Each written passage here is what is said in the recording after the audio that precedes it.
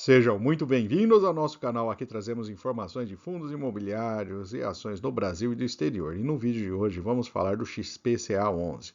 Trata-se de um fiagro que tem um dividend yield bastante elevado nesse momento, mas apresentou queda no valor das suas cotas recentemente. Vamos entender o motivo dessa queda, avaliar a sua distribuição e compará-lo com outros fiagros. E se o vídeo ajudar em seus estudos, fique à vontade para curtir, compartilhar e se inscrever em nosso canal.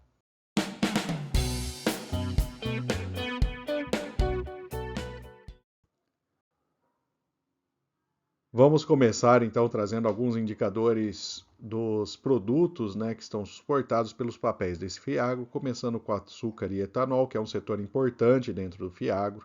O açúcar, a gente observa a evolução do preço, ele estabilizado ali num patamar muito próximo ao valor máximo que ele atingiu recentemente.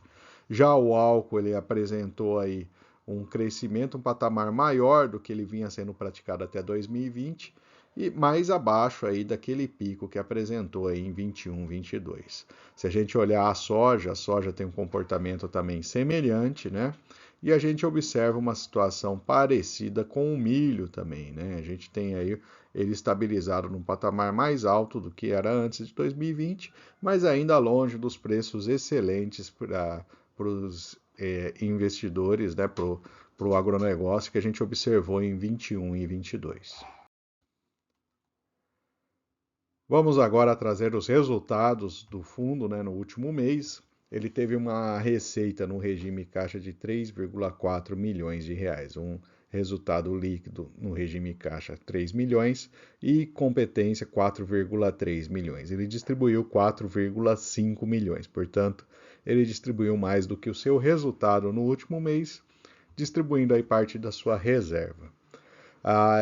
Esse gráfico a gente tem a evolução da rentabilidade, o fundo já chegou a pagar 14 centavos por cota em agosto de 23, mas agora nos últimos meses ele tem praticado aí 10 centavos por cota. Então é um ponto de atenção para o investidor que provavelmente aí ele deve manter esse patamar mais baixo de distribuição para os próximos meses.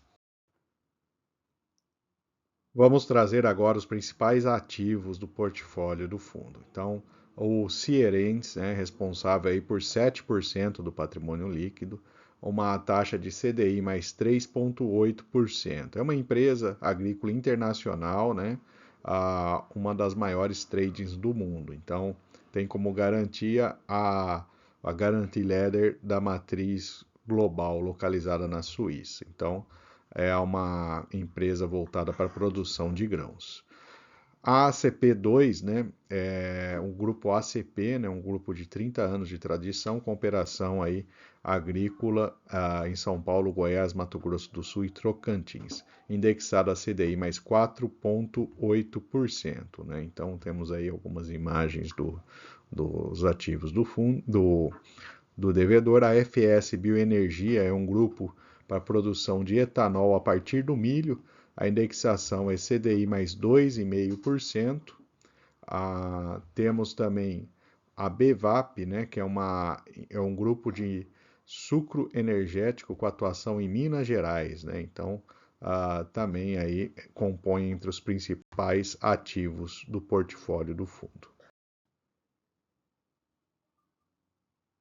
E aqui temos outro gráfico do fundo, A gente observa que essa situação de menor distribuição está refletindo no preço das cotas, Então temos aqui um valor de cota do mercado no fechamento no último mês de 8,56, inclusive fazendo com que o fundo seja negociado bem abaixo do seu valor patrimonial.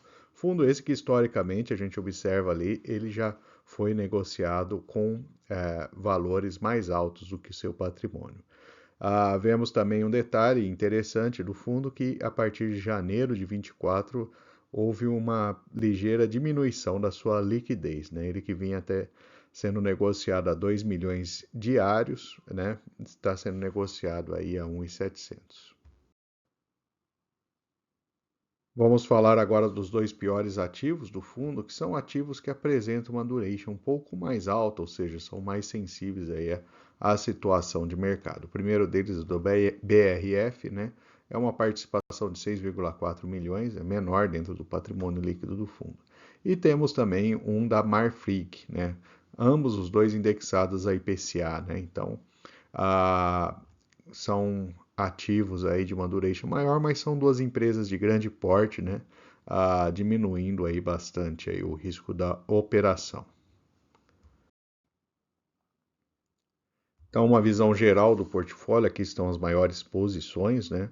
A gente vê ali uma participação maior, né, na casa de 7% do patrimônio líquido, que para um fundo de papel, né, é uma participação relevante em um único devedor.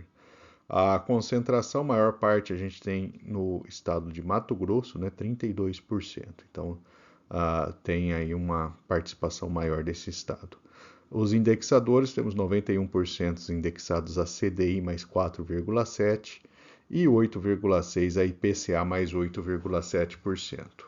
Aqui temos uma visão dos vencimentos e das duration dos instrumentos. Então, a maior parte deles aí com durations bem baixo, né, 25, 26. Então, um ponto interessante. Em termos de setor, a gente tem aí a usina de álcool e açúcar, né, com 18,9%, produtor de grãos 17,5%, produtor de cana 10%, etanol 10% e cooperativas 8,8%. Então essas são as posições, né? Tem uma certa diversificação dentro das áreas do agronegócio. E vale comentar também que ele possui 8% em cotas de FDIC e Friagro, né? Então é uma participação até relevante dentro do patrimônio líquido do fundo. Neste gráfico temos a evolução do preço da cota, então historicamente o valor da sua cota está bem baixo, né? A gente observa ali que nunca foi negociado a patamares tão baixos assim, né? E aí a relação preço por valor patrimonial de 0,88. Trazendo agora a comparação com outros fiagros, né? A gente tem ele com um dividend yield de 16,1, mas fica o ponto de atenção, uma vez que houve queda no valor das cotas e tem uma expectativa de queda de rendimento. Então, esse 16,1 está olhando um passado ali, que pode não se repetir, né? Sua relação preço-valor patrimonial de 0,88 empata com o CPTR, sendo os dois mais baixos da lista. A liquidez de 1,8, mais recente, né, é uma liquidez até razoável, interessante. São 104 mil cotistas, é um fiagro que atende, né, chama a atenção de muitos investidores, né? Ele tem 3% em caixa e um patrimônio de 400 milhões. A sua taxa de administração de 1%, ela é o mais baixo desse grupo aqui, né?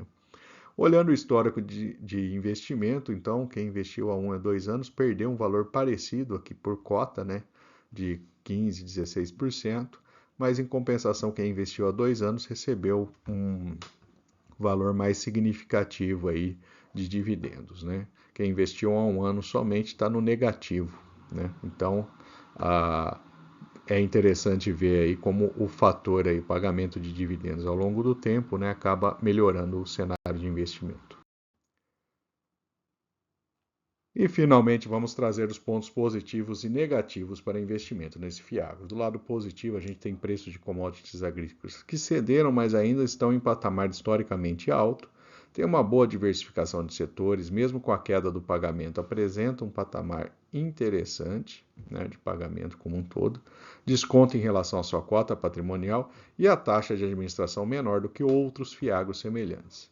Do lado negativo, a gente tem indexação ao CDI, fez perder uma parte do rendimento mensal nos últimos meses, né? Então essa queda do rendimento ali está relacionada a essa questão aí de queda de taxas de juros e um patrimônio menor, consequentemente maior concentração por papel. Então esse é um ponto de atenção também, naturalmente um fundo de papéis ele já é um pouco mais arriscado, né? E esses de menor patrimônio tendem a concentrar um pouco mais os seus devedores. E vou aproveitar para deixar nossa playlist de fundos imobiliários. Lá você encontra diversos ativos. E fique à vontade também para curtir, compartilhar, comentar o que você achou desse vídeo. E se você não for inscrito, também deixarei o link aqui para você se inscrever em nosso canal.